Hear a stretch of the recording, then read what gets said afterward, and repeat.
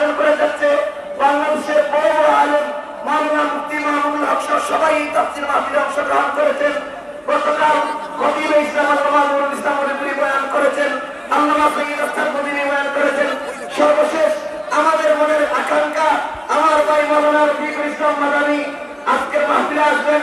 আল্লাহ তাআলা ওনাকে জাযায়ে খায়র দান করুন এবং আগামীতে এই ধরনের মাহফিল আয়োজন করার আমাদেরকে তৌফিক দান করুন।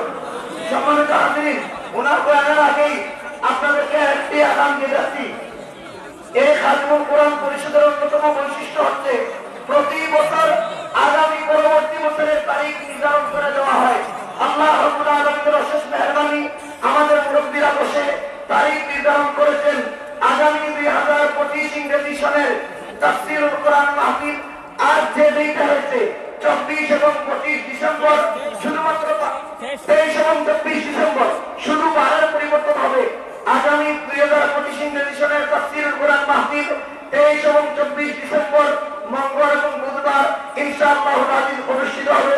যদি কোনো কারণে সঙ্গত কারণে পরিবর্তন করতে হয়, আমরা আপনাদেরকে অনলাইন অফলাইনের মাধ্যমে জানিয়ে দেওয়ার চেষ্টা করবো ইনশাআল্লাহ আজিজ। আমি অনুরোধ করব এই বৃহত্তর চন্দ্রপুরের আশপাশে এই 2 দিন কোন তারিখ নির্ধারণ না করার জন্য সবাইকে অনুরোধ জ্ঞাপন করছি। আরেকটা দাবি আপনাদের কাছ থেকে শুনতে চাই, আপনারা কি চান এই চেহারা প্রতি বছর চন্দ্রপুরে দেখতে চান? প্রতি বছর চন্দ্রপুরে আসো। আমার ভাই মাওলানা রফিকুল ইসলাম মাদানীকে আমি ওনার কাছে অনুরোধ করবো, ওনাকে নির্দেশ করার যোগ্যতা আমার নাই, অনুরোধ করবো এই এলাকার ধর্মপ্রাণ মুসলমানদের মেন্টেন থেকে 26 বছরের ইতিহাসে আজকে সবচেয়ে বেশি মানুষের সমাগম হয়েছে শুধুমাত্র আমার ভাই মাওলানা রফিকুল ইসলাম মাদানীকে দেখার জন্য। আগামীতে ইনশাআল্লাহ উনি মানুষের এই মহব্বতটাকে বিবেচনা করবেন। আমি আর আপনাদের সময় নষ্ট না করে এখনই আমার ভাইয়ের হাতে মাইক তুলে দিচ্ছি। ওনার যে যত সময় কুলাবে, স্বাস্থ্য যত সময় কুলাবে, আমার ভাই বয়ান পেশ করবেন। জাযাকুমুল্লাহু আহসানাল জাযা। আসসালামু আলাইকুম ওয়া রাহমাতুল্লাহি ওয়া বারাকাতুহু। ইন্নাল হামদালিল্লাহ নাহমাদুহু ওয়া নাস্তাঈনুহু ওয়া নাস্তাগফিরুহু ওয়া নু'মিনু বিহি ওয়া নাতাওয়াক্কালু আলাইহি ওয়া না'উযু বিল্লাহি মিনাশ শাইতানির ইন্নাল হামদালিল্লাহ নাহমাদুহু ওয়া নাস্তাঈনুহু ওয়া নাস্তাগফিরুহু ওয়া নু'মিনু বিহি ওয়া নাতাওয়াক্কালু আলাইহি ونعوذ بالله من شرور أنفسنا ومن سيئات أعمالنا من يهده الله فلا مضل له ومن يضلل فلا هادي له ونشهد أن لا إله إلا الله وحده لا شريك له أما بعد فأعوذ بالله من الشيطان الرجيم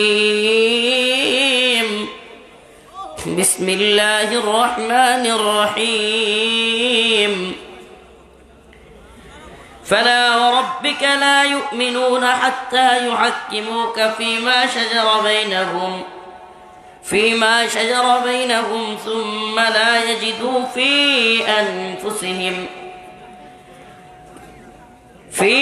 أنفسهم حرجا مما قضيت ويسلموا تسليما صدق الله مولانا العظيم وصدق رسوله النبي الكريم ونحن على ذلك من الشاهدين والشاكرين والحمد لله رب العالمين।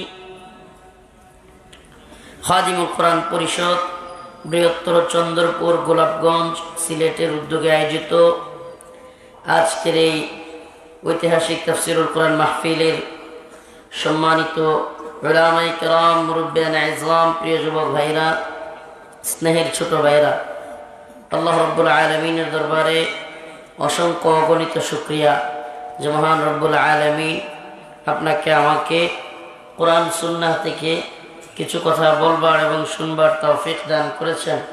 সেজন্য অন্তরস্থল থেকে কালিমাতুশ শুকর আদায় করে স্বতঃস্ফূর্ত আওয়াজ করে বলে আলহামদুলিল্লাহ। এটা পোস্টার দেন তো, এটা না যেটা আমার নাম আছে। আমাকে বিষয় দেওয়া হয়েছে রাষ্ট্রীয় ও সামাজিক বিচার ব্যবস্থায় অবিচারের পরিণতি। রাষ্ট্রীয় ও সামাজিক বিচার ব্যবস্থায় অবিচারের পরিণতি। আল্লাহ রাব্বুল আলামিন কোরআন কারীমের সূরাতুন নিসা আয়াত নাম্বার 65 আল্লাহ রাব্বুল আলামিন বলেন, ফালা ওয়া রাব্বিকা লা ইউমিনুনা হাত্তা ইউহাক্কিমুকা ফীমা শাজারা বাইনাহুম সুম্মা লা ইয়াজিদু ফি আনফুসিহিম হারাজাম মিম্মা কাযাইতা ওয়া ইউসাল্লিমু তাসলিমা। আল্লাহর শপথ করে বলা হচ্ছে যে মানুষ ততক্ষণ পর্যন্ত খাঁটি মুমিন হতে পারবে না, হাত্তা ইউহাক্কিমুকা ফীমা শাজারা বাইনাহুম, যতক্ষণ না দুইজনের মধ্যে কোনো গন্ডগোল হলে, কোনো ঝামেলা হলে বা যে কোনো বিষয়ে বিচারের জন্য কাজী হিসেবে সুম্মা লা ইয়াজিদু ফি আনফুসিহিম হারাজাম মিম্মা কাযাইতা ওয়া ইউসাল্লিমু তাসলিমা। আল্লাহর রাসূল সাল্লাল্লাহু আলাইহি ওয়াসাল্লামের বিচারকে মনের সন্তুষ্ট চিত্তে যতক্ষণ মানবে না ততক্ষণ কোনো ব্যক্তি খাঁটি ইমানদার হতে পারবে। আবার বলতেছি, কোনো দুই ব্যক্তির মধ্যে জটিলতা হইলে, ঝামেলা হইলে আল্লাহর রসুলকে বিচারক না মেনে, কোরআন সুন্নাহকে বিচারক না মেনে অন্য কাউকে বিচারক মানলে, অন্য কোনো তাগুতি সিস্টেমকে বিচারক মানলে, অন্য কোনো জাহিলি বিশ্ব ব্যবস্থার বিচার ব্যবস্থাকে অনুসরণ করলে ঈমান থাকবে না। হযরত জুবাইর রাদিয়াল্লাহু আনহু এবং হাতেব বিন আবি বলতা বদরি সাহাবী দুইজনের মধ্যে জমি সংক্রান্ত বিষয়ে একটু গন্ডগোল হয়েছে। কি গন্ডগোল? দুইজনের জমি পাশাপাশি, একজনের জমি উঁচুতে আর একজনের জমি নিচে। তো আমাদের সমাজেও এটা হয়, কে আগে পানি নিবে? সেচের পানি। আপনারা কি আমার কথা বুঝতেছেন? সেচের পানি আছে না, এই পানিটা কে আগে নিবে এটা নিয়ে একটা গন্ডগোল বাঁধছে হাতেব ইবনে আবি বলতা এবং হযরত জুবাইর দুইজনের মধ্যে। যিনি নিচের আবি বলতার, ওনার জমি হলো নিচে, হযরত জুবাইর রাদিয়াল্লাহু আনহুর জমি উপরে। রাসূল সাল্লাল্লাহু আলাইহি ওয়াসাল্লাম ফয়সালা দিলেন, যার জমি উপরে সে আগে পানি নিবে, সে পানিটা জমিতে কি করবে? আগে নিবে। যার জমি নিচে সে পানিটা পরে নিবে। হাতেব ইবনে আবি বলতা এই বিচার মানলেন না, বিচারে সন্তুষ্ট হলেন না।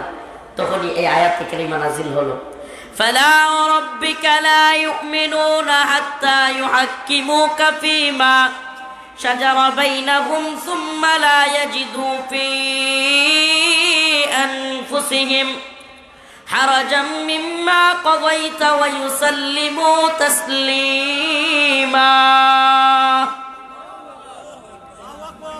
আল্লাহ রাব্বুল আলামিন বলেন, আল্লাহর নবীর পক্ষ থেকে ফয়সালা হওয়ার পরে কোন ব্যক্তি যদি সন্তুষ্ট চিত্তে না মানে নেয় তাহলে সে কখনোই খাঁটি ইমানদার হতে পারবে না। হাদিসের মধ্যে আসছে, লা ইউমিনু আহাদুকুম হাত্তা আকুনা আহাব্বা ইলাইহি মিন ওয়ালিদিহি ওয়া ওয়ালাদিহি ওয়ান নাসি আজমাইন। তোমরা ততক্ষণ পর্যন্ত খাঁটি মুমিন, খাঁটি ইমানদার হতে পারবে না যতক্ষণ না পর্যন্ত আল্লাহর রাসূল সাল্লাল্লাহু আলাইহি ওয়াসাল্লামকে নিজের সন্তান, নিজের পিতামাতা, নিজের জীবন বা সবকিছুর চাইতে বেশি ভালোবাসতে না পারবে। এটা কোনো ইখতিয়ার নেই। আল্লাহর রাসূলের এবং কোরআনের বিরুদ্ধে কোনো কাজে জড়িত হওয়া আল্লাহর পক্ষ থেকে কি নাই? আমি কি বোঝাইতে পারতেছি না? আল্লাহ এবং তার রাসূলের ফয়সালার বিপরীত কোনো কিছু করা মুমিনদের জন্য কি নাই? ইখতিয়ার নেই, অনুমতিই নেই। ওয়ামা কানা লিমুমিনিন ওয়ালা মুমিনাতিন ইযা কাদাল্লাহু ওয়া রাসূলুহু আন ইয়াকুনা লাহুমুল খিয়ারাতু মিন আমরিহি। আল্লাহ পাক অন্য এক আয়াতে বলতেছেন, মুমিন পুরুষ এবং নারীর জন্য ওমা কানা লিমুমিনি ওয়ালা মুমিনা ইযা কাদাল্লাহু ওয়া রাসূলুহু, আল্লাহ এবং তার রাসূল কোনো কিছু ফয়সালা করেছেন, ইখতিয়ার নাই যে এটার বাইরে কোনো মুমিন মুমিনা যাবে। এই আয়াত থেকে প্রমাণ করে জাহিলি, বর্তমান জাহিলি বিচার ব্যবস্থা যেগুলো আমরা দেখতে পাই, কেমন জাহালাত একটু বলবো? আচ্ছা, এটা খুলে ফেললে কি শোনা যাবে না? এটা শব্দটা একবারে একটু আমার কাছে বিরক্তিকর লাগতেছে। শোনা যায়? কেমন জাহালাত? ভিতরের আওয়াজটা এটাতে দিছে নাকি বক্সের আওয়াজ? এটা একবারে আচ্ছা শুনেন, কেমন জাহালাত একটু বলি। বিচার ব্যবস্থার জাহালাত নিয়ে আমি কয়েকটা কথা বলি আপনাদেরকে। 10 মাস কারাগারে থাকলাম। 10 মাস পরে হঠাৎ করে রাষ্ট্রীয় পিপি, যেটাকে বলে সরকারি উকিল, রাষ্ট্রের নিযুক্ত একজন উকিল থাকে। প্রত্যেকেই যারা মামলা খায় তাদের পক্ষে একজন উকিল থাকে, বিপক্ষ দলের আরেকজন উকিল থাকে, আর রাষ্ট্রের পক্ষ থেকেও একজন কি থাকে। 10 মাস পরে রাষ্ট্রের উকিলে এসে জিজ্ঞেস করে চার্জশিটের দিন, কিসের দিন? এটা অনেকেই মামলা যারা বুঝবে না বা মামলায় পড়ে নাই তাদের জন্য এটা কঠিন। চার্জশিটের দিন জিজ্ঞেস করতেছে 10 মাস পরে, হুজুর আপনার বিরুদ্ধে এত এত দ্বারাই মামলা হয়েছে, আপনি কি দোষী না নির্দোষ? মেজাজটা কেমন গরম হয়। 10 মাস চলে গেছে, রিমান্ডে নিছে 26 দিন, এত নির্যাতন নিপীড়ন, কারাগারে থাকলাম 10 মাস, এত কষ্ট সহ্য করলাম, এখন 10 মাস পরে জিজ্ঞেস করে হুজুর আপনি দোষী না নির্দোষ? মেজাজটা কেমন গরম হয়। তা আমি যদি এখন নির্দোষ হই, তাইলে কি যেগুলো এখন আমারে বলতেছে বা আমারে মামলা দিছে এরা জেল খাটবে নাকি? আমার 10 মাস যে গেল এগুলো কার উপর দিয়ে যাবে? তাইলে ওই বিচারক কি আমার বদলি বা ওই পিপি কি আমার বদলি 10 মাস জেল খাটবে? যেহেতু নির্দোষ, আমি নির্দোষ প্রমাণিত হয়েছি, খাটবে? তাহলে এটা কেমন বিচার হলো? তা 10 মাস পরে আমার জিজ্ঞেস করে কেন? আমারে তো 10 মাস পরে। এমনও আসামি আছে বছর জায়গা, 3 বছর 4 বছর 5 বছর জায়গা, চার্জশিট দেয় না, 7 বছর ফেলে রাখে। এই হলো আমার আজকের আলোচ্য বিষয়, যে বিচার ব্যবস্থায় অবিচারের পরিণতি, এত অবিচার। আমি নিজে, আমার পাশে একটা বন্দী ছিল, এই যে আপনারা আজকেও অনেকে মুক্তি পাইছে আলহামদুলিল্লাহ। 21শে আগস্ট গ্রেনেড হামলা মামলা, আজকে মুক্তি পাইছে দেখলাম। বিএনপির এক মন্ত্রী আমার সাথে ছিল পাশের রুমে, আব্দুল সালাম পিন্টু, আরও অনেকে হয়তো মুক্তি পাবে। আমাদের নেত্রকোনার লুৎফুজ্জামান বাবর, আমাদের আকবর কমপ্লেক্সের সুনামধন্য মুহাদ্দিস হযরতুল আল্লাহ মাওলানা আবু তাহের রহমান ইসা হুজুর একই মামলার আসামি। তো এই মামলায় কুকন বাই নামে একটা লোক ছিল, আহা, তার মামলাগুলোর চার্জশিটও দেয় নাই। এই লোকটা মামলার কারণে এমন এক মর্দে মুজাহিদ মানুষ ছিলেন, সুবহানাল্লাহ। অথচ দীর্ঘদিন কারাগারে থাকতে থাকতে পরিবারের সাথে যোগাযোগ করতে দেওয়া হইতো না, কথা বলতে দেওয়া হইতো না। এক পর্যায়ে মেন্টালি তিনি পাগল হয়ে গেছে, একলা একলা কথা কইত আমাদের সামনে গিয়া, খাইছ? খাইছি। কই যাইবা? যাইবা। নিজে নিজে, এগুলো আমার এখনো মনে আছে, মানে নিজে নিজে, পানি আনবা? হ ঠিক আছে জামুগা। একা একা 2 বার করে করে কথাগুলো বলতো। একজন মর্দে মুজাহিদ, বছরকে বছর জেল খেয়ে থেকে এক পর্যায়ে মেন্টাল।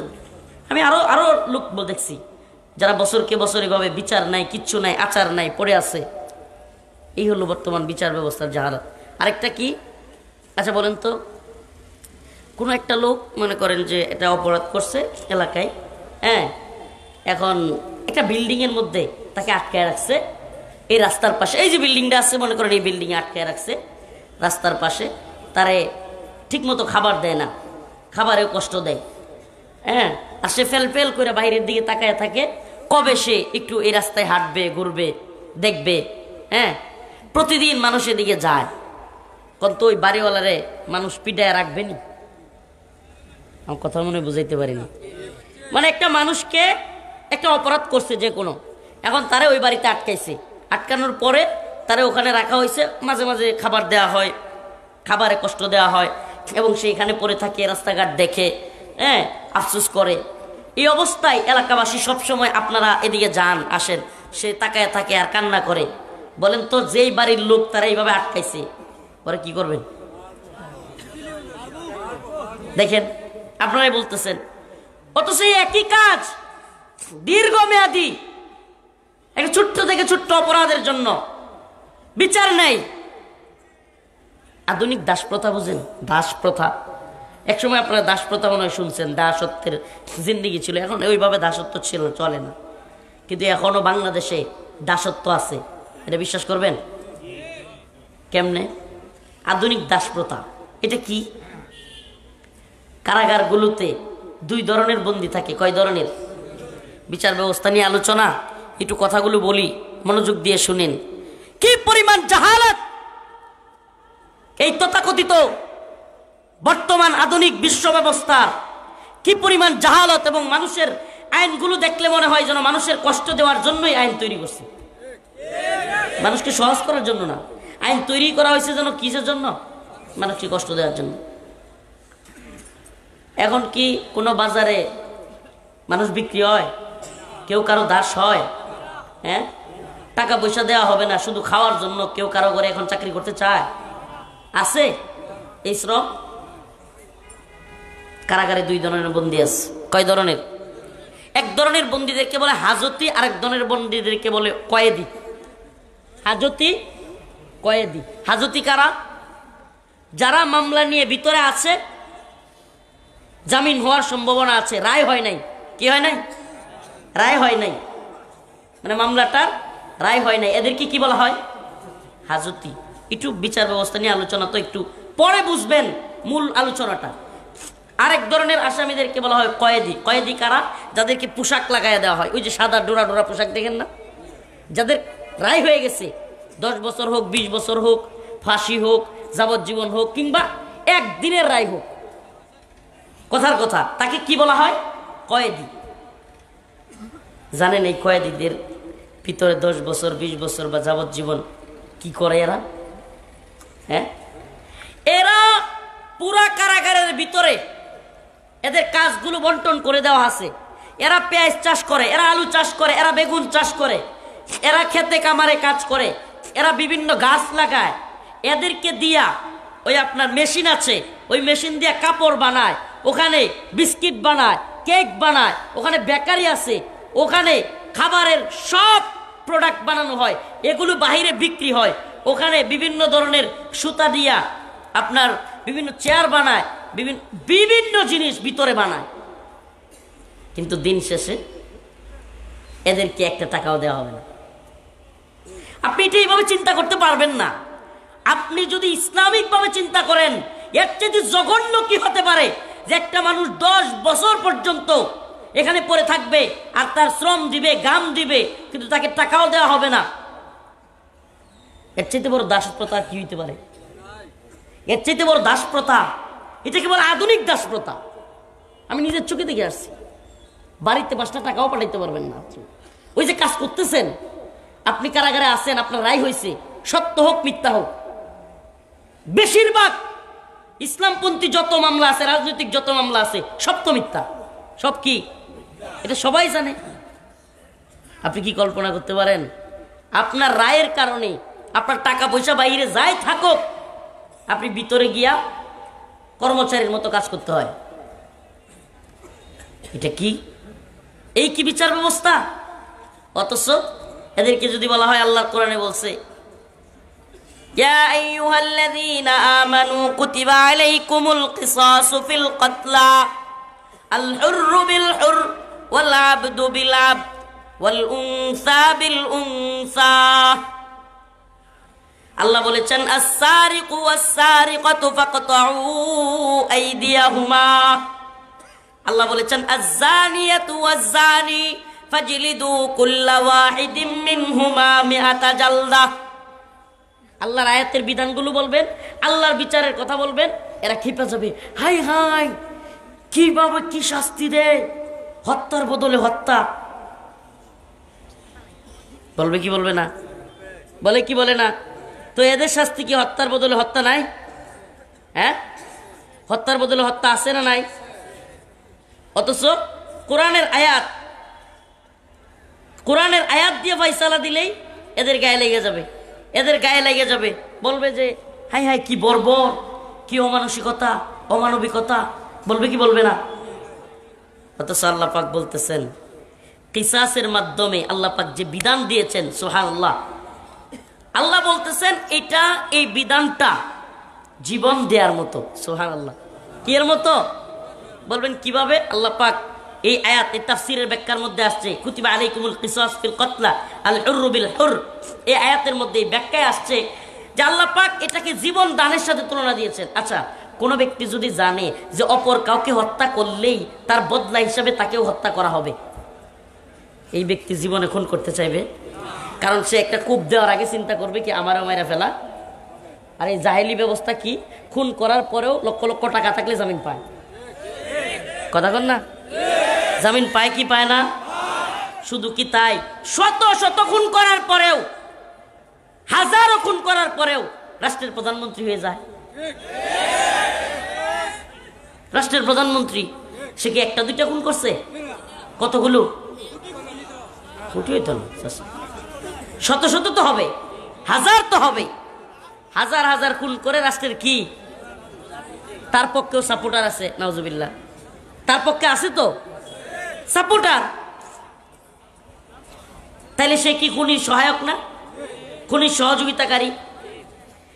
আপনারা শুনেন, এটা কথা বলি ভাই, প্রিয় উপস্থিতি, প্রিয় এই আজকের এই ঐতিহ্যবাহী তাফসীরুল কোরআন মাহফিলের সচেতন নাগরিকরা, আপনাদেরকে একটা কথা বলি। আমরা কোনো একটা নির্দিষ্ট দল বা ব্যক্তির বিরুদ্ধে কথা বলি, এই সিস্টেমের বিরুদ্ধে কথা বলি। এই সিস্টেম এমন এক সিস্টেম পুরো পৃথিবীতে তৈরি হয়েছে, এমন এক জাহেলি বিশ্ব ব্যবস্থা পুরো পৃথিবীতে তৈরি হয়েছে। আপনাকে তো কয়েকটা উদাহরণ দিলাম। যখন 7 বছর পরে কারাগারে রাইখা, রিমান্ডে রাইখা একজন লোককে আদালতে জিজ্ঞেস করা হয় আপনি দোষী না নির্দোষ, এর কলিজারা ফাইটা যায় না? এটা জিজ্ঞেস করতেছে আপনার আদালত, এটা জিজ্ঞেস করতেছে। আরে কি হাস্যকর কথাবার্তা। প্রিয় হাজিরিন, প্রিয় উপস্থিতি, বছরকে বছর কারাগারে পড়ে আছে, বিচার হয় নাই, অথচ কারাগারের মধ্যে সে পড়ে আছে। তার খাবার ওইটার মধ্যে পোকা আছে, সে পাক করতেছে মানুষের জন্য, সে হাল চাষ করতেছে, সে আপনার ওই খেতে কামারে কাজ করতেছে, সে কাপড় তৈরি করতেছে, সে আপনার বিভিন্ন বিস্কিট রুটি তৈরি করতেছে, ভিতরে বেকারি সব কিছু করতেছে, অথচ তার বেতন নেই। বছরকে বছর কি নাই? এটাকে বলে নব্য দাস প্রথা। কি প্রথা? এই জাহেলি বিচার ব্যবস্থা। আরো বলি, এবার আসেন, যেহেতু বলছে যে সামাজিক বিচার, সামাজিক বিচারের কথা একটু বলবো। হ্যাঁ, সামাজিক বিচার কি? মদখুর, এলাকার সবচেয়ে বড় মাতাল, এই বদমাইশ। কোরআন শরীফ নাই তো এখানে, না একটু দেখাবো আমি? কোরআন নাই তো এখানে, না না কোরআন লাগবে না আর কি। এই বদমাইশ এভাবে চেয়ারের উপরে মাতাল, এলাকার সবচেয়ে বড় মাতাল, চিহ্নিত, সবাই জানে। অথচ সে আলেমের সামনে কিংবা এলাকার মুরব্বীদের সামনে পায়ের উপর পা তুলে সে বড় দরবারি হয়ে গেছে, এলাকার সমাজের বিচার করে। বলেন না এই মাতালের বিচার ভালো হবে? কিন্তু চলতেছে তো, চলতেছে তো। কি আওয়ামী লীগ বলেন, কি বিএনপি বলেন, বা যেই দলই বলেন, বিচার ব্যবস্থা কোরআন সুন্নাহ অনুযায়ী না হলে আমাদের তথাকথিত যে বিচার, গ্রাম্য বলেন রাষ্ট্রীয়ভাবে বলেন, যেইভাবে হচ্ছে, এটা মানুষ কোরআনের ন্যূনতম জ্ঞান রাখে না। নাউজুবিল্লাহ, স্বামী স্ত্রীর মধ্যে বিবাহ বন্ধন 3 বার বলার কারণে ছুটে গেছে কি যায় নাই, এটা নিয়ে ন্যূনতম আইডিয়া জান নাই, যে মাসআলা জানে না, সে তালাকের আলোচনা, তালাকের কি বলে দরবার করে ফেলতেছে। হঠাৎ করে কি বলতেছে, আচ্ছা দেখেন একটা ছোট বাচ্চা আছে, কি করা যাবে, এই সে রাগে বলে ফেলছে। নাউজুবিল্লাহ, কত বড় জাহেল, কত বড় জাহেল। আল্লাহ পাক বিধানগুলোকে কেন করছেন? আল্লাহ পাক বিধানগুলোকে কেন দিয়েছেন? কুতিবা আলাইকুমুল কিসাস ইয়া আইয়ুহাল্লাযীনা আমানু কুতিবা আলাইকুমুল কিসাসু ফিল কতলা। আল্লাহ বলছেন তোমাদের জন্য একজনকে হত্যা করার পর তোমাদের জন্য বিধান হলো যে হত্যা করবে তাকে হত্যা করা, কিসাস। সেটা কি? সুবহানাল্লাহ, কিসাস। তো এই কিসাসের ক্ষেত্রে আল্লাহ পাক সুবহানাল্লাহ যে যুক্তি, যে তাৎপর্য নিহিত রাখলেন সেটা কি? তাৎপর্যটা হলো অনেক গুরুত্বপূর্ণ একটা তাৎপর্য। সেটা কি? সেটা হলো যে ব্যক্তিকে হত্যা করা হয়, আমরা কার্যত পক্ষে দেখতেছি কি যে এই বিধান অনুযায়ী দুইটা মানুষ মারা যায়। আমরা কি দেখতেছি? এই বিধান অনুযায়ী দুইটা মানুষ, কিন্তু বাস্তব পক্ষে দুইটা মানুষ বেঁচে যায়। সুবহানাল্লাহ, কোরআন বলতেছে এটা। কোরআন বলতেছে দুইটা মানুষই বেঁচে যায়। কেমনে? সমাজে যদি এটা প্রতিষ্ঠিত থাকে যে একজনকে হত্যা করা হলে তার বদলি যে হত্যা করবে তাকেও কি করা হবে? ওর তো 100 বার মাথায় চিন্তা আসবে যে আমি কেমনে কূপ দিব, আমি কেমনে গুলি করব। ঠিকই ঠিক না? এই যে পুলিশ যেগুলো গুলি করছে, যেগুলো আমাদের ভাইদেরকে, মাদ্রাসার ছাত্রদেরকে, স্কুলের ভার্সিটির ছাত্রদেরকে গুলি করছে, এখন প্রত্যেকটারে দৈরে দৈরে হত্যা করা হয়তো, তাইলে দেখতেন একজনও পুলিশ আর বিচার গুলি করতে চাইতো না। তাইলে আমারে বলেন, সব মানুষ মারা যাইতো নাকি সব মানুষ বরং জীবিত থাকতো? অন্যায়ভাবে কেউ কাউকে হত্যা করার সাহসী হাসিনা না, আরো বড় কেউ যদি বলতো কাউরে তুই গুলি কইরা মার, জীবনেও সাহস পাইতো না। কেন? কারণ সে জানতো যে আমি গুলি কইরা মারলে 4 দিন পরে আমারেও। সুবহানাল্লাহ, বলেন না? আস-সারিকু ওয়াস-সারিকাতু ফাকতাউ আইদিয়াহুমা। আল্লাহ রাব্বুল আলামিন বলেছেন চোর এবং চোরনি, চোর এবং, আল্লাহ নিজে কইতেছে চোর এবং চুন্নি, যেই চুরি করুক, কোরআনের বিধান হলো ফাকতাউ আইদিয়াহুমা। এখন অনেকের কাছে হায় রে কি বর্বর, একটু চুরি করছে হাত কেটে দিতে হবে, কত বর্বরতা। যদি বলেন যে আল্লাহ রসুল কোন সাতেম আল্লাহর নবীকে গালি দিয়েছে, তার শাস্তি হলো ওয়াজিবুল কাতল, হায় রে কি বর্বরতা, গলা কেটে হত্যা। আপনি কি জানেন কোরআনের বিধানগুলোকে এই পশ্চিমা কালচার এবং এই নব্য জাহালাত, বর্তমান আধুনিক কুফরি বিশ্ব ব্যবস্থা কোরআনের প্রত্যেকটা বিধানকে মানুষের কাছে আতঙ্ক হিসাবে দেখাইছে। আর তাদেরগুলো আল্লাহ পাক বলছেন আল্লাহ রসুলকে গালি দিলে রসুল বলেছেন ওয়াজিবুল কতল, তার কল্লা ফেলে দেওয়া হবে, গলা থেকে কল্লাকে কি করা হবে? আলাদা করে দেওয়া হবে। এটা কি বর্বর মনে হয়? তো ফাঁসিরটা, আপনারা যে ফাঁসির রায় রাখছেন, ফাঁসি কি? ফাঁসির বিধানটা কিরকম? বরঞ্চ মানুষের হায়াত বা তার দুনিয়া থেকে ত্যাগ হওয়ার জন্য গলা কাটার চাইতে সহজ আর কোনো তরিকা নেই। কাউকে দ্রুত আমরা কি করি? তাহলে তো আমরাও কি করতাম? গরুর গলায় লটকায় মেরে ফেলতাম, তারপরে গুস্ত খাইয়ে ফেলতাম। কিন্তু এইভাবে কষ্ট কম হবে না বেশি হবে? বলেন না, কম হবে না বেশি হবে? যেটা বেশি কষ্ট সেটা কম বর্বর, নাউজুবিল্লাহ। যেটা বেশি কষ্ট সেটা কম বর্বর, আর যেটা কম কষ্ট এটা বেশি বর্বর। বর্বর আরে কি ইসলাম কি বিধান দিয়েছে, হাত কাটা। আচ্ছা বলেন তো, এটা মানুষ টাকা পয়সা সব কিছু গুছাইছে, পরিবারের কারো অসুস্থ হয়েছে, চিকিৎসা করাবে, ঘরের ভিতরে লুকায় রাখছে। এমন সময় মায়ের অসুস্থ, 50,000 টাকা কোনো বদমাইশ চুরি করে নিয়ে গেছে। কি করছে? ঘর থেকে 1 লাখ টাকা চুরি করে নিয়ে গেছে কোনো বদমাইশ।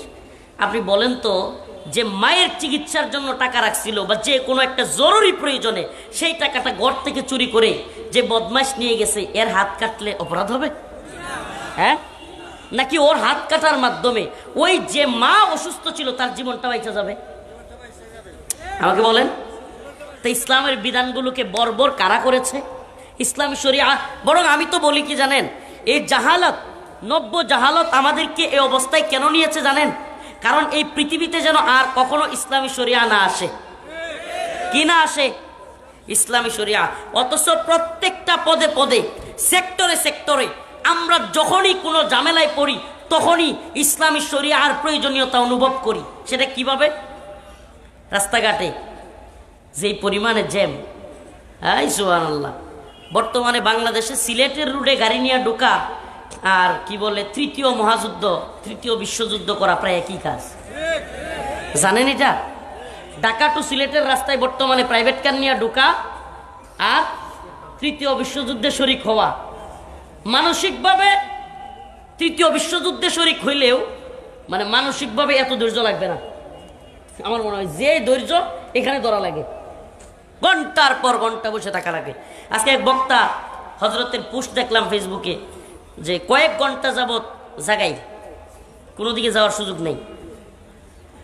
প্রিয় হাজিরিন, আমাদের মাথায় কি আসে তখন? হ্যাঁ, যে মানে নাম বলি যে মনে করেন আওয়ামী লীগ করে, সে মনে করে আওয়ামী লীগ থাকলে এগুলো সব ঠিকঠাক হয়ে যেত। যে বিএনপি করে, বিএনপি ক্ষমতায় আসলে এগুলো সব ঠিকঠাক হয়ে যাবে। আমাদের সমস্যার সমাধান আমরা কিভাবে দেখি? যে আমরা বুটে গিয়ে আমরা পাশ করে ফেলবো, তাইলেই সব কি হয়ে যাবে। হয়েছে নি 50 বছরে? সুর বাটপার বা দেশের অবস্থা আরো ডাউনের পর্যায়ে যাচ্ছে না, উন্নতি আরো ডাউন। 3 বছর আগে আফগানিস্তান 2021 সালের 15ই আগস্ট আফগানে তালেবানরা ক্ষমতায় আসছে। কয় বছর? 3 বছর। 3 বছরে ওয়ার্ল্ড ব্যাংক, বিশ্ব ব্যাংক, IMF, বিশ্বের নামি দামি ব্যাংক বা অর্থনৈতিক সিস্টেম এরা মেনে নিতে বাধ্য হয়েছে মুসলমানদের উন্নতি তো এই শয়তানের দল জীবনেও ইচ্ছা করে বলে না, বাধ্য হয়েছে বলতে বিশ্বে বর্তমানে সবচাইতে পাওয়ারফুল মুদ্রা হলো আফগানি মুদ্রা। সুবহানাল্লাহ কোন? কয় বছরে? কোন না, কয় বছর? আর আমাদের দেশে চেতনার ট্যাবলেট বিক্রি করছে 50 বছর। মুক্তিযুদ্ধের চেতনা, বাঙালি চেতনা, 71-এর চেতনা, মুজিবের চেতনা, চেতনার ট্যাবলেট বিক্রি কইরা আমাদের অবস্থা কি? সিলেট থেকে ঢাকা গেলে 10 ঘন্টা। এই তো চেতনার অবস্থা। আর আমাদের টাকার অবস্থা কি? $1 সমান 120, 24। এরা ডলারের খবর এরা ভালো কইতে পারবো সিলেটিরা। আমি আজ পর্যন্ত ডলার হাতে নিছি কিনা এটি জানি না। তো ভাইরা আমার, বন্ধুগণ আমার, তাইলে কি জাহালাত! যারা চেতনার ট্যাবলেট বিক্রি করলো এদের চাইতে 3 বছরে তারা কি করলো? সুবহানাল্লাহ। আপনি আফগানের ইতিহাস একটু পড়েন, আফগানকে একটু দেখেন, আফগানকে একটু জাজ করেন, একটু পড়েন, একটু জানেন আফগান সম্পর্কে। এই 3 বছরে আফগানে চুরি বন্ধ, সুদ বন্ধ, জিনা বন্ধ, ব্যভিচার বন্ধ, ঘুষ বন্ধ। আলহামদুলিল্লাহ। আফগানের মন্ত্রীরা সাইকেল দিয়ে, রিক্সা দিয়ে, পায়ে হেঁটে অফিস করে।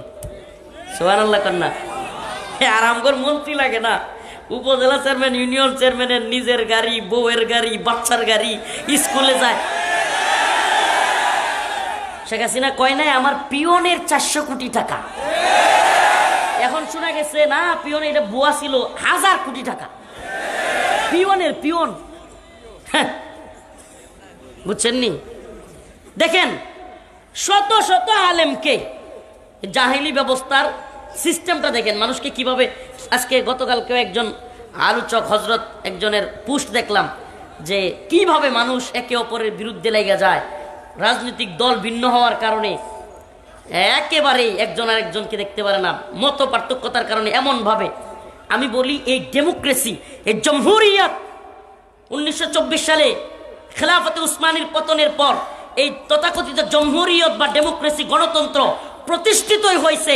আব্রাহাম লিঙ্কন, জর্জ রসুরা প্ল্যান করে ইসলামিক জীবন ব্যবস্থাকে, ইসলামিক বিধানকে, কোরআন সুন্নাহ অনুযায়ী বিশ্ব ব্যবস্থাকে, খেলাফতকে, শরীয়তকে, বিচার ব্যবস্থাকে, ইসলামিক বিচার ব্যবস্থাকে, সবকিছুকে সমূলে ধ্বংস করে দেওয়ার জন্যই এই ডেমোক্রেসি কিংবা জমহুরিয়ত, গণতন্ত্র প্রতিষ্ঠা হয়েছে। দেখেন না কি হয়েছে। আমাদের ইসলামিক কোনো বিধান নাই। বললাম না আপনাদেরকে, গ্রামের মোড়ল 4-5টা একত্রিত হয়ে মদখুর, গাঁজাখুর, সুদখুর, ভণ্ড এরা দরবার করে, তালাকের দরবার। হাই হাই, মুফতি সাহেবের দরকার নাই। হঠাৎ করে কি বলতেছে, ফতোয়া কি, হঠাৎ করে দরবার প্রায় শেষ দিকে, যে ঠিক আছে যেহেতু 3 বার বলেই ফেলছে অন্তর রাখা যাবে না, এই সেই শেষ। হঠাৎ করে একটা বাচ্চা এসে কান্না করা শুরু করছে, ছোট বাচ্চা, যে মা চলে যাবে, বাবা আলাদা হয়ে যাবে, বাচ্চাটা কান্না শুরু করে। দরবারিরা সিদ্ধান্ত চেঞ্জ, কি একটা ছোট বাচ্চা আছে, যাই হয়েছে রাগারাগি, এই বাদ দেন না। হাই সুবহানাল্লাহ, সে কি তার পকেটে কিছু পড়ে গেছে কনফার্ম। এবং আরেকটা কথা বলি, এই সামাজিক বিচারকরা দরবার ঝগড়া লাগায় রাখে, কারণ কি উভয় পক্ষের কাছ থেকে টাকা, যে একটু বেশি টাকা দেয় ওর পক্ষে দরবার করে। আমি জানি না আপনাদের সিলেটে আছে কিনা, নেত্রকোণা এটা অহরহ হয়। দুই পক্ষ রাত্রে দরবারের জন্য ওই লোকের কাছে যায়, এক পক্ষ 500 দিলে আরেকটা যদি 1000 দেয়, 1000-এর পক্ষে কথা কয়। এরপরে হেটা বুঝ জ্বালায় যে তাইলে তো একটু মনে হয় যে বেশি বেড়ে গেছে গা, সে আবার চেষ্টা করে হ্যাঁ আরেকটু বেশি দিতে। এই হলো জাহালাত। এটা শুধু এখানে না, সমস্ত এই জাহাইলি বিচার ব্যবস্থায় সব জায়গায় বিদ্যমান। কথা কন না, গাড়ির লাইসেন্স নাই, 500 টাকা দিলে এদেশে লাইসেন্স হয়ে যায়। আমি আমার 5 ভাই, আমরা কয় ভাই? 5 ভাই।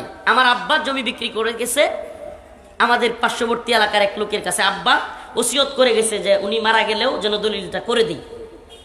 তো সত্যি সত্যি আল্লাহর বান্দা দলিল করার আগে চলে গেছেন দুনিয়া থেকে।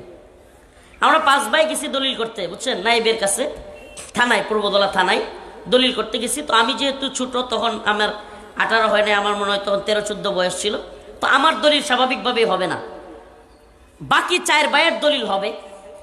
হঠাৎ করে বলতেছে আমার এক ভাই মাসুদ নাম, আমার আগেরটা যেটা 4 নাম্বারটা, কই যে সে এখনো বালেক হয় না, তার দলিল হবে না। উমা, কিছুক্ষণ পরে 3000 টাকা দিছে, সে বালেক হয়ে গেছে। হ্যাঁ, পরে আমি যা বলছি যে বুঝলাম না, 1 ঘন্টায় কি ভাই বালেক হয়ে গেছে?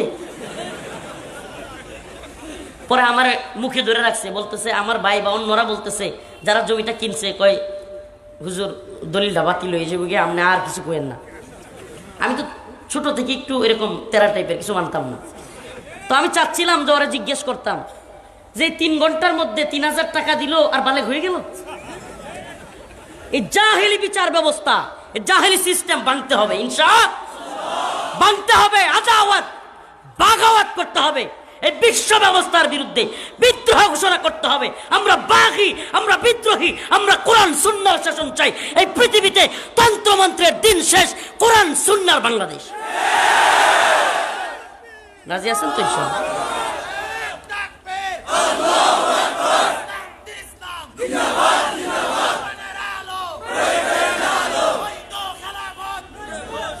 ইম্মা শরিয়া ওয়া ইম্মা শাহাদা, হয়তো শরীয়ত নয়তো শাহাদাত। এই ভাইরা আমার, বন্ধুগণ আমার, বুঝে রাখেন, এই রাস্তাঘাট, এই সব জাহালাত, এই কালবাট, সবকিছু দায়ী একটা জিনিস, এটা মাথায় ঢোকান, এটা হলো ইসলামী শরিয়া না থাকা। এমন কোন চোর নাই, চেয়ারম্যান হোক, এমপি হোক, প্রধানমন্ত্রীও যদি হয়তো চুরি করত, ইসলামিক বিধান অনুযায়ী তার হাত কেটে দেওয়া হইতো। প্রধানমন্ত্রী সাহস করব জনসম্মুখে হাত কাটলে? আর কারো সাহস আছে চুরি করার? এমনিই দেশ উন্নতি হবে ইনশাআল্লাহ, এমনিই উন্নতি হবে। আচ্ছা, বিধানগুলো কেন রাখা? কার্যকর করার জন্য, নাকি যেন অপরাধ না হয়? তাহলে বিধান যদি এমন হয় যে বিধানের ফাঁক করে মানুষ বের হয়ে যাইতে পারে, তাইলে এই বিধান দিয়ে লাভটা কি? এই আধুনিক বিশ্ব ব্যবস্থা, এই আধুনিক জাহেলি বিশ্ব ব্যবস্থা, এই বর্তমান বিচার ব্যবস্থা, সবগুলোর এমন ফাঁক ফোকর অভাব নাই। টাকা দিবেন, আইনের ফাঁক ফোকর আছেই। কি বলবে? কি জানি একটা প্রবাদ আছে না, যে কত দ্বারা উকিলের এত দ্বারা, এটা প্রবাদ আছে খুব সুন্দর। আসমানের যত তারা, আইনে তত তারা। এই যে মুরব্বী মনে রাখছে, আসমানের যত তারা, আইনের এত দ্বারা। এত দ্বারার অভাব নাই কেন? কারণ কি? কারণ সুনির্দিষ্ট কোনো নীতিমালাই তো নাই। আচ্ছা, আরেকটা কথা মনে পড়ছে, বলবো নি? এই দেশে মানে যেহেতু টাকাওয়ালা বেশি, মানি লন্ডারিং এর মামলাও খাওয়ার লোক আছে মনে হয়, তাইলে এটা বুঝবে। আচ্ছা বলেন, হাসিনা আমলে অনেকের নামে মানি লন্ডারিং মামলা হয়েছে কি হয় নাই? মানি লন্ডারিং আইন কি সেটা, যে বাংলাদেশ থেকে কেউ টাকা বাহিরে পাচার করছে এমন লোকদেরকে ধরা হবে, মামলা দেওয়া হবে। আমি নিজে মানি লন্ডারিং এর আসামিদের সাথে জেল খাটছি, থাকছি, তারাও আমার সাথে ছিল। ওমা, ব্যাংকের মধ্যে রিজার্ভে টান পড়ছে। রিজার্ভে কি পড়ছে? রিজার্ভ বুঝেন তো, প্রত্যেকটা দেশেরই একটা নির্দিষ্ট সংখ্যা রিজার্ভ থাকে, যেই সম্পদটা ওই দেশের বিপদে বা যে কোনো সময় কাজে লাগে, রিজার্ভ। এই রিজার্ভ যখন বাংলাদেশের টান পড়ছে, ওমা এখন নতুন আইন, মানি লন্ডারিং যারা করছিল, যারা টাকা পাচার করছিল, আগে তাদের নামে মামলা হয়তো, জেলে যেত। এখন কয় কি, যারা পাচারও করছে তারাও যদি বাংলাদেশে টাকা আনে 2% প্রাণাদনা দেওয়া হবে। মানবরচিত আইনের মানে এটা দেখছেন আপনি, এটাই হলো মানবরচিত আইনের সবচেয়ে হাস্যকর অবস্থান। কারণ কি, মানুষ যদি নিজের আইন নিজে তৈরি করে, ওমাল্লাম ইয়াহকুম বিমা আনজালাল্লাহ ফাউলাইকা হুমুল কাফিরুন, ওমাল্লাম ইয়াহকুম বিমা আনজালাল্লাহ ফাউলাইকা হুমুল ফাসিকুন, ওমাল্লাম ইয়াহকুম বিমা আনজালাল্লাহ ফাউলাইকা হুমুজ জালিমুন। আল্লাহ বলছেন আল্লাহর হুকুমের বাহিরে এই নতুন আইন প্রণয়ন যারা করবে এরা ফাসিক, কাফের, জালেম। আমাদের মালিক কে? আসমানের মালিক কে? জমিনের মালিক কে? মানুষের মালিক কে? সৃষ্টিকর্তা কে? রিজিক দাতা কে? সব কিছুর মালিক কে? বিধানদাতা এমপি। সংসদের সামনে আইন হচ্ছে আগামী 5 বছর পর্যন্ত বাংলাদেশে মদ বৈধ থাকিবে। যারা ইহার পক্ষে আছেন হাত তুলেন, ওই হাত ভেঙে দিতে হবে। যে হাত মদের পক্ষে উঠে ওই হাত তো ঘুরে দেওয়া দরকার। আল্লাহ বলতেছে ইন্নামাল খামর ওয়াল মাইসির ওয়াল আনসাব রিজসুম মিন আমালিশ শাইতান, শয়তানের কাজ মদ, জুয়া, এগুলো। আর তারা সংসদে নতুন করে আইন করে, সংসদের সামনে আইন পাস হচ্ছে বাংলাদেশে সমস্ত ইন্টারেস্ট সুদের ব্যাংকগুলো আরো বাড়িয়ে দেওয়া হবে। কে কে পক্ষে আছেন? আল্লাহ পাক বলেছে আহাল্লাল্লাহুল বাই' ওয়া হাররামার রিবা। যেখানে আল্লাহ বলতেছেন এটা হারাম, আল্লাহ বলতেছেন এটা অবৈধ, আপনার আমার সংসদ, আপনার আমার এমপি বলতেছে বৈধ বৈধ। আমি আল্লাহর উপরে, তুমি আমারে মানো, তুমি আমারে ভোট দাও। তোমার রব হলো ওই এমপি, তোমার মালিক সে এমপি, তোমার মালিক আল্লাহ না। তোমার মালিক যদি আল্লাহ হইতো, আরো ভালোভাবে বোঝার চেষ্টা করেন, নফল রোজা রাখা সবের কাজ না গুনাহের কাজ? হ্যাঁ, সবের কাজ না গুনাহের কাজ? হজ করা, নফল নামাজ পড়া সব না গুনাহ? ঈদের দিন রোজা রাখলে কি আশ্চর্য, আগেই বলছেন নফল রোজা রাখা সবের কাজ, ঈদের দিন রাখলে কেন? হ্যাঁ, সুবহানাল্লাহ। সূর্য যখন অস্ত যায়, কিংবা সূর্য যখন মাথার উপরে থাকে, কিংবা সূর্য যখন উদয় হয়, তখন নামাজ পড়া বলেন না? তো নফল নামাজ পড়লে সব না গুনাহ? আবার নফল নামাজ পড়লে সব না গুনাহ? সব। কিন্তু সূর্যাস্তের সময় পড়লে, সূর্য ওঠার সময় পড়লে, সূর্য মাথার উপরে থাকলে বললে, নফল রোজা রাখা সব না গুনাহ? ঈদের দিন নফল রোজা রাখলে, তার মানে কি বোঝা যায়? রোজা রাখাই, নামাজ পড়াই ইবাদত নয়, বরং প্রকৃত ইবাদত হলো আল্লাহর হুকুম মানা। প্রকৃত ইবাদত আল্লাহর। আমাকে বলেন, নামাজ পড়ার কথা কে বলেছেন? রোজা রাখার কথা কে বলেছেন? রোজা রাখা যাবে না ঈদের দিন কে বলেছেন? তার মানে আল্লাহ যা বলেছেন, রাখতে বললে রাখা, ভাঙতে বললে ভাঙা, যা করতে বলেছেন তা করা, যা করতে নিষেধ করেছেন তা না করা, এটাই ইবাদত। আমারে বলেন, আল্লাহ মদের কথা বৈধ বলেছেন না অবৈধ? বলেন না। হালাল আরবি শব্দ, হালাল শব্দের বাংলা অর্থ কি? বৈধ।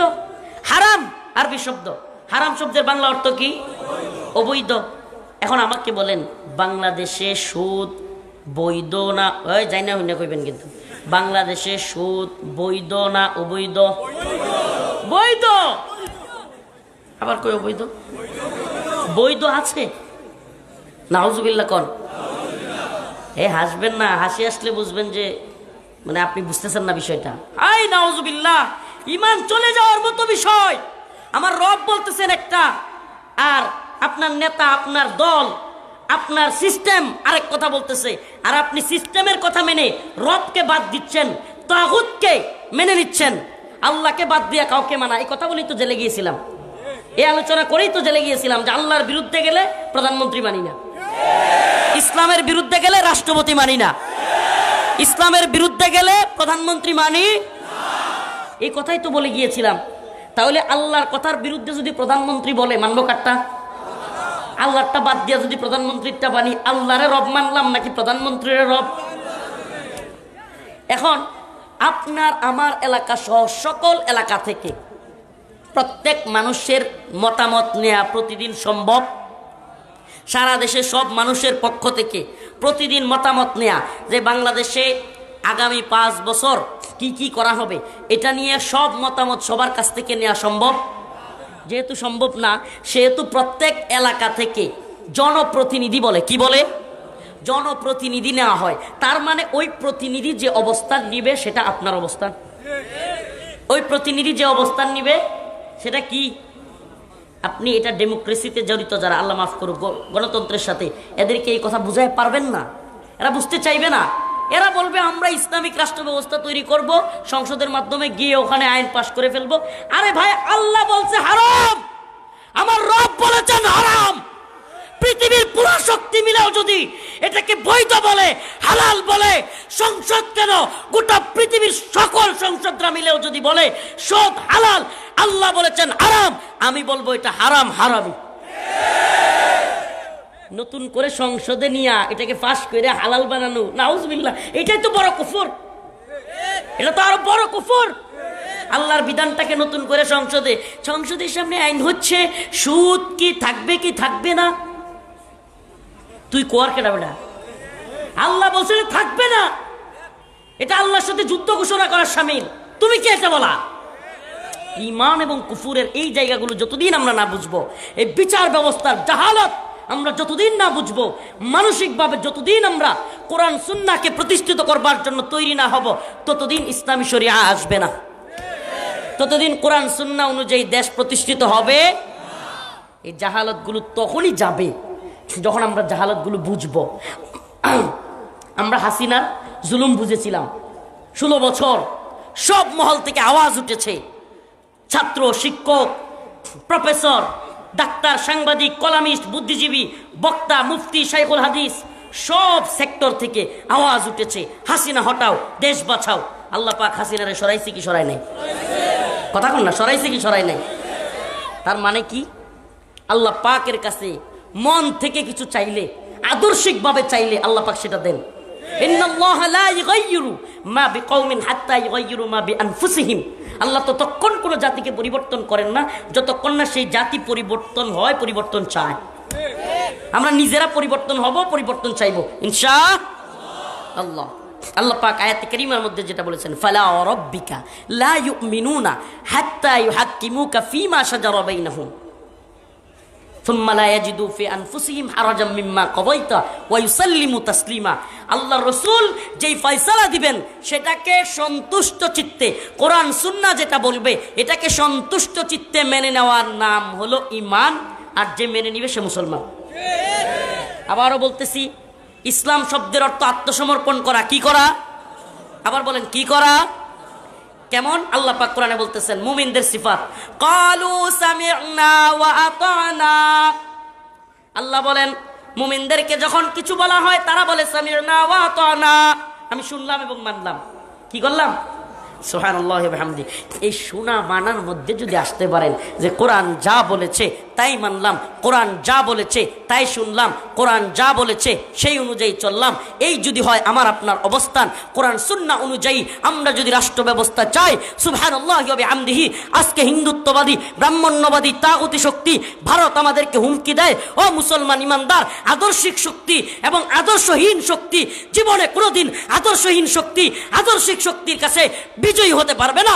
বিজয়ী তো আদর্শই হয়। ইসলাম এমন এক আদর্শ, 313 জন থাকতে পারে, পুরো পৃথিবীর বিরুদ্ধে বিজয়ী হবে। আফগানে তালেবানরা আদর্শিকভাবে মুসলমান, পুরো পৃথিবীর বিরুদ্ধে বিজয়ী হয়েছে।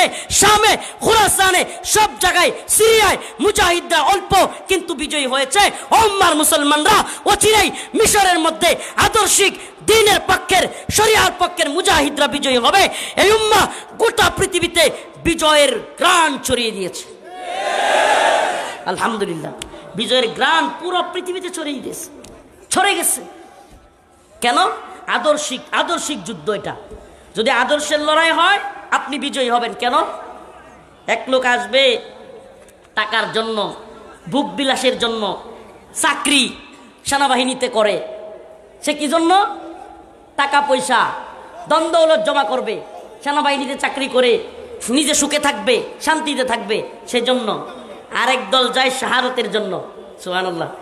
আরেক দল আদর্শের জন্য, ইসলামের জন্য, দ্বীনের জন্য কি করতে যায়? শহীদ হইতে, জিহাদ করতে।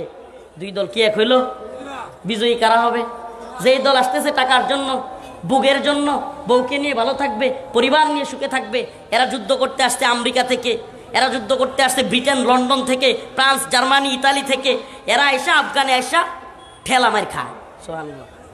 কি খায়? দিন শেষে মায়ের খেয়ে পাগল হয়ে যায়। আল্লাহ পাক আমাদের সমস্ত জাহেলিয়ত থেকে দূর করুন, বলেন আমিন। আরো জোরে বলেন আমিন। নব্য জাহালত, আজকে কিছু আলোচনা করলাম ইসলামিক বিচার ব্যবস্থা এবং নব্য জাহালত। যে নব্য জাহালতগুলো আছে, আমি নিজে, আল্লাহ মাফ করুক, মনে কিছু এটা নিজের করার জন্য না, আমি কারাগারে যাওয়ার আগেও এলাকায় নিয়ে যারা খবর নেবেন, 2019-20 থেকে নিয়মিত দরবার করি গ্রাম্য সালিশগুলোতে, নিয়মিত, জমি সংক্রান্ত হোক বা বিভিন্ন বিষয়, আলহামদুলিল্লাহ। তো আমি এই জাহালতগুলো দেখছি।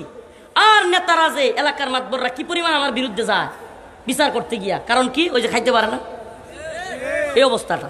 তো এই জন্য ইসলামিক বিচার ব্যবস্থার প্রয়োজনীয়তা অপরিসীম। ইসলামিক বিচার ব্যবস্থা আপনাকে দোষী হন, নির্দোষ হন, অতি দ্রুত বিচারের ফাইসালা হবে। আপনি দোষী কিংবা নির্দোষ, আপনার বিচার হয়ে যাবে শেষ, বছরের পর বছর। আজকে তো বিচারকের সেরি পায়খানা করে দিছে, বিচারক আসতে পারবে না। আগামী কোর্টে বিচারক দুইটা হাসি মারছে, কি মারছে? এখন দুইটা কাশি আসছে, নাক দিয়া বেরিয়ে গেছে, এখন আর উনি আসতে পারতেছে না। আপনাকে কোর্টে গিয়া 10 জন 12 জন নিয়ে কি করতে হবে? গুইরা। এই তো জাহালত, এগুলো চলছে। তো এটা যে ভুক্তভোগী হন নাই, আদালতের গণ্ডিতে ঘুরতে ঘুরতে ঘুরতে ঘুরতে ওমা 2 বছর 3 বছর জায়গা, এখন কয় কাগজটা তো খুঁজা পাইতেছি না, নথি কি করতেছি না, নথিটা খুঁজা পাইতেছি না, নথি তুলো, ঘুরতেই থাকো। এত জাহালত। এই জাহালতগুলোকে ভেঙ্গে ইসলামিক বিচার ব্যবস্থা চালু করতে হবে। আল্লাহ পাক তৌফিক দান করুক। এবং ইসলামিক বিচার ব্যবস্থা কখন আসবে? দাওয়া, এটা জিহাদের মাধ্যমে, ডেমোক্রেসি দিয়া না। ডেমোক্রেসি দিয়া ইসলামিক বিচার ব্যবস্থা আসবে কিসের মাধ্যমে আসবে? ওয়ালাউ আন্না আহলাল কুরা আমানু ওয়াত্তাকাউ লাফাতাহনা আলাইহিম বারাকাতিম মিনাস সামাই ওয়াল আরদ। আল্লাহ রাব্বুল আলামিন বলেন, আসমান এবং জমিনের বাসিন্দারা যদি তাকওয়া অবলম্বন করত এবং আল্লাহর দ্বীনকে বিজয়ী করত, ইসলামী জীবন বিধান চালু করত, আলাইহিম বারাকাতিম মিনাস সামাই ওয়াল আরদ, আল্লাহ পাক আসমান এবং জমিনের বারাকাগুলো খুলে দিতেন। আল্লাহ পাক আসমান এবং জমিনের বারাকা খুলে দিবেন। সুবহানাল্লাহ। আল্লাহ পাক আমাদের সবাইকে ইসলামিক জীবন ব্যবস্থায় পরিচালিত হওয়ার তৌফিক দান করুক।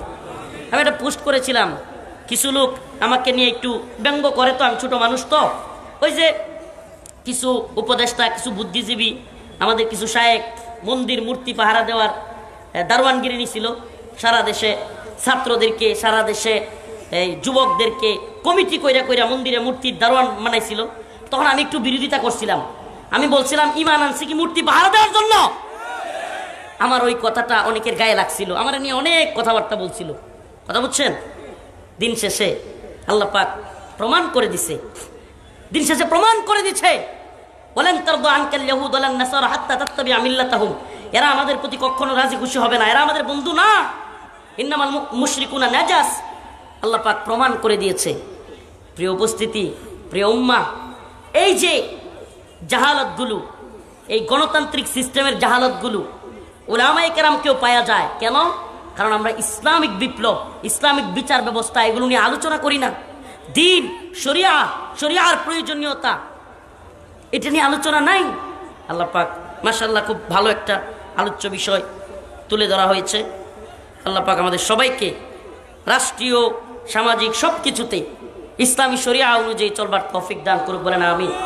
তখন আমি কষ্টে একটা পোস্ট করছিলাম ফেসবুকে, যেটার জন্য বলছিলাম, ওই তখন যখন আমার নিয়ে সবাই আমার শারীরিক ফিটনেস নিয়ে বা অনেক কিছু নিয়ে আমার গালাগালি করতেছিল, একটা পোস্ট করছিলাম। অনেকে বলতেছিল তাইলে তারও উপদেষ্টা বানিয়ে দেওয়া হোক, মানে আমার কথা বলতেছিল, মানে এটা হলো কটূক্তি করা আর কি, আমাকে কি করা হোক বলতেছিল, আমারও উপদেষ্টা বানিয়ে দেওয়া হোক।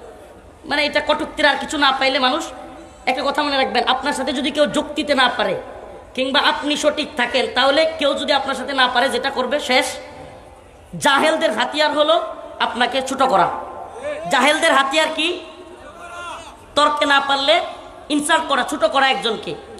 তখন আমি ফেসবুকে পোস্ট করেছিলাম, এই তন্ত্রমন্ত্রের এই জাহেলি সিস্টেমের প্রধান উপদেষ্টা হওয়ার চাইতে আমার কাছে ইসলামী শরিয়ার পিয়ন হওয়া পিয়ন উত্তম।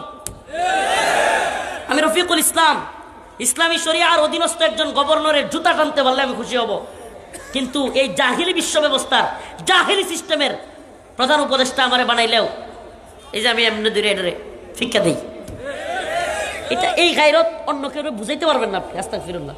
বলবেন হুজুর আপনি কি বলেন, উপদেষ্টা ডাকলে তো দৌড়াইয়া চলে যাবেন, ধর্মিয়া দৌড়াইয়া চলে যাব না কি? এটা যারা বুঝবে, এটা জাহিলি সিস্টেমকে যারা বুঝবে, এরা এই কথা কখনো বলবে না।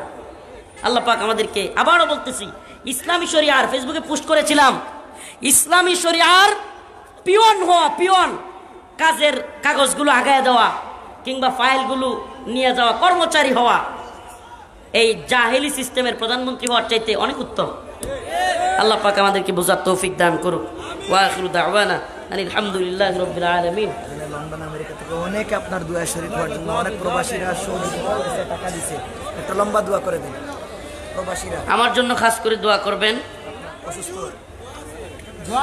আমি আপনাদের কাছে দোয়া চাই, আমি অসুস্থ। আজকে শুনেন, কথাটা বলতে মনে নাই, আজকে আমি নিজে সকাল 9টায় না খেয়ে বাড়ি থেকে, ঘুমও ঠিক মতো হয় নাই, না খেয়ে আমার মা, আমার বাচ্চা মোহাম্মদ বিন রফিক 2.5 মাস বয়স, আমার ওয়াইফ, 3 জনকে মেডিকেলে ময়মনসিংহ রেখে আপনাদের এখানে আসছি। তারপরে আমি সারাদিন খাই নাই, এখানে যে প্রথম প্রোগ্রামে আইসা সারাদিন ভাতের সাথে মুআমালা, মাথা ঘুরায় পড়ে যাওয়ার মতো অবস্থা। এরপরে আসছি। আমি সিলেটের মানুষকে ভালোবাসি, সত্যি মন থেকে বললাম, সিলেটবাসীকে আমি ভালোবাসি। আপনারা শাহজালাল মুজাররাদে আমিনীর ধুলি পেয়েছেন, এটা উলিয়া উলিয়ার অঞ্চল, এই অঞ্চল থেকেই ইসলামী বিপ্লবের সূচনা হোক, চান তো ইনশাআল্লাহ? আলহামদুলিল্লাহি রাব্বিল আলামিন আর রহমানির রহিম মালিক ইয়াউমিদ্দিন ইয়্যাকা না'বুদু ওয়া ইয়্যাকা নাস্তাঈন اللهم ارزقنا شهادة في سبيلك اللهم ارزقنا شهادة في سبيلك اللهم انصر الإسلام والمسلمين اللهم انصر الإسلام والمسلمين আয় আল্লাহ পাক পরওয়ারদিগারে আলম, আমাদের জীবনের জিন্দেগানের সমস্ত গুনাহ খাতা মাফ করিয়া দাও রব্বুল আলামিন। আল্লাহ এই মাহফিলকে কবুল আর মঞ্জুর করে নাও। আল্লাহ নির্যাতিত নিপীড়িত ফিলিস্তিনের মুসলমানদেরকে হেফাজত করো আল্লাহ। আয় রব্বুল আলামিন, আল্লাহ মাওলাই করিম, আমাদের গুনাহগুলোকে মাফ করে দাও। আয় আল্লাহ আমাদেরকে দিনদার পরহেজগার মুত্তাকি বানায়া দাও। আয় আল্লাহ আমাদেরকে নামাজি বানায়া দাও। আয় আল্লাহ প্রবাসে যারা আছে আল্লাহ তাদেরকে সহি সালামতে রাখো আল্লাহ। আয় আল্লাহ রব্বুল আলামিন অসুস্থদেরকে সুস্থতা দান করো আল্লাহ, ঋণগ্রস্তদের ঋণ পরিশোধ করার তৌফিক দান করো। আয় আল্লাহ এই প্রোগ্রাম করতে গিয়ে যারা শ্রমগাম দিয়েছে তাদের শ্রমগামকে দিনের জন্য কবুল করো। আয় আল্লাহ আমাদেরকে সত্যিকার অর্থে খাদিমুল কোরআন, আল্লাহ কোরআনের খাদেম বানায়া দাও রব্বুল আলামিন। আল্লাহ আমাদের যাদের বাবা নাই মা নাই তাদের বাবা মার কবরকে জান্নাতের বাগান বানায়া দাও। সুবহান রাব্বিকা রব্বিল ইজ্জাতি আম্মা ইয়াসিফুন ওয়া সালামুন আলাল মুরসালিন আলহামদুলিল্লাহি রাব্বিল আলামিন। আপনারা আল্লাহর ওয়াস্তে হযরতের গাড়িটা দেওয়ার ব্যবস্থা করে দেন। আমি করে আপনাদের কাছে অনুরোধ করছি, কেউ গাড়িতে ডিস্টার্ব করবেন না, সবাই